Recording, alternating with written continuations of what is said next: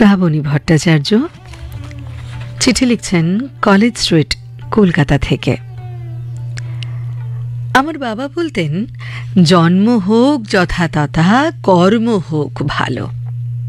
আমাদের দেশে জন্মদিন পালন আমরা নিজেরা করি না, বাড়িতে বড়রা আমাদের জন্মদিন পালন করেন। তবে সেটা তো ছিল প্রথা মাফিক, পায়েস হবে সবার জন্য, ব্যাস এটুকুই ছিল আমাদের পাওনা। বড় হতে মা প্রতি বছর জন্মদিনে নতুন জামা তৈরি করে দিতেন দোকান থেকে ছিট কাপড় কিনে। সেই জামা জন্মদিনে একবার পরে বড়দের প্রণাম করে তুলে রাখতে হতো যত্ন করে, পুজোয় পরব বলে।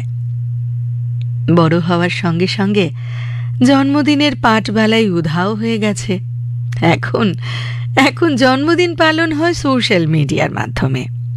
সে আমি তার যত আপনই হোক না কেন, সোশ্যাল মিডিয়ায় ছবি দিয়ে বেশ সাজিয়ে গুছিয়ে লিখে দিলেই হলো শুভ জন্মদিন, ব্যাস পরপর লাইক কমেন্টের ছড়াছড়ি পড়ে যায়।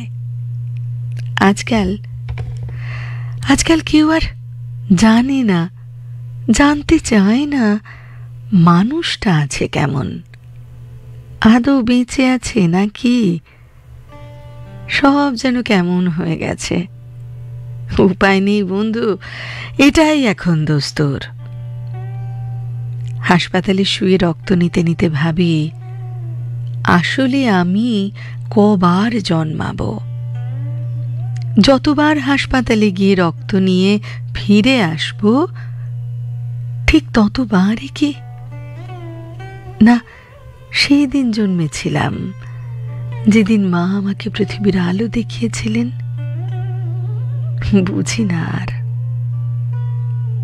শ্রাবণী ভট্টাচার্য, কলেজ স্ট্রিট, কলকাতা থেকে।